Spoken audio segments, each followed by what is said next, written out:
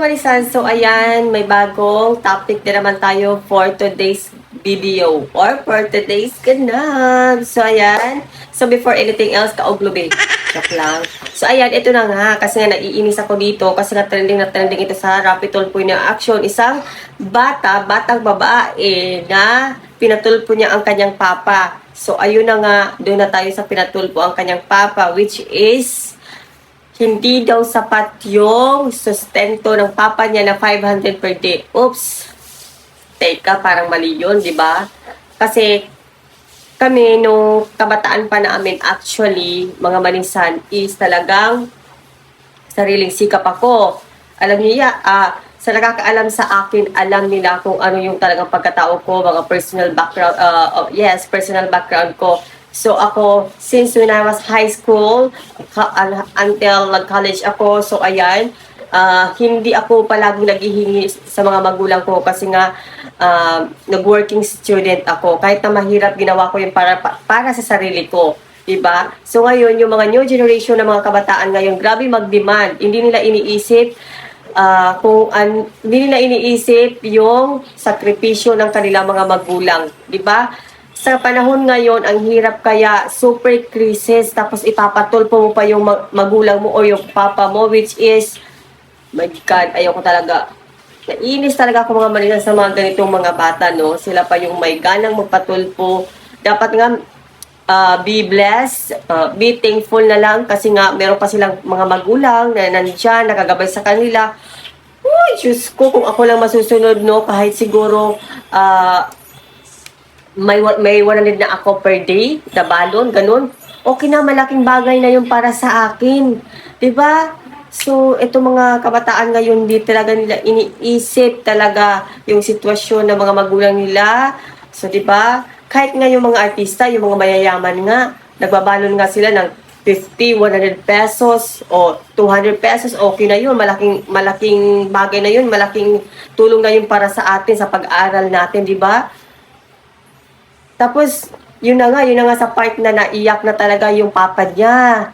Mga manisan, kasi nga bakit daw umabot pa sa ganito, pwede naman nila pag-usapan na about sa sustento, di ba? So, ayan.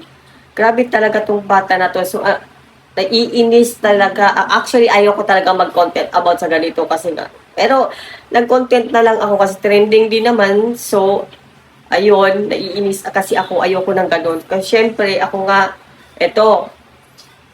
sasabihin ko, wala na akong papa. Since when I was elementary, namatay na talaga ang papa ko. At hindi ako, tawag siya yung tipong tao na talagang umaasa sa mga magulang. So, syempre, practical tayo. So, kailangan talagang while nag-aaral tayo, so pwede naman tayo magtrabaho para naman makatulong tayo sa ating sarili natin or makatulong tayo sa ating mga magulang. Diba? Ganun dapat yung ginagawa. At saka payo ko lang din naman sa mga magulang dyan. So ayan, dapat din naman turuan natin yung mga anak natin na mapalaki sila ng mabuti, na ipakita natin sila na wag natin silang ibibi, wag natin itulungan kung anong mga gusto nila. Dapat turuan natin sila habang maliit pa sila, like for example sa pagdinegosyo or anything, para naman paglaki ng mga bata, mga anak niyo ay alam nila kung ano ang gagawin nila at hindi na aasa muli sa mga magulang, di ba? Kasi pangit kasi yung mga bata na hanggang sa paglaki is nasa puder pa rin ng bahay, umaasa pa rin sa mga magulang. Ang hirap ng ganun. Meron ngayon yung mga bata, yung mga generation, nag-aasawa na, mga bata pa, tapos nasa puder pa ng mga magulang nila, umaasa. Yun talaga ang very mali sa Pilipinas. Kasi sa ibang bansa kasi, once 18 years old na yung bata, ipapaseparate na ng bahay yan. Kasi magsasariling sikap na yan sila, magtatrabaho na yan sila, di ba? Maganda kasi yung ganun practical, di ba? Kaya minsan din, yung mga bata, tinetolerate, kaya yan nagkakaganyan, nagraran, ganito. So ayan, hindi pwede talaga sa akin yan. Kasi yung mga kapatid ko, pinagsasabihan ko, pag kayo nag-asawa na, so, wag na kayo umasa sa mga magulang natin, magsiparit na kayo kasi kumuha kayo ng asawa nyo.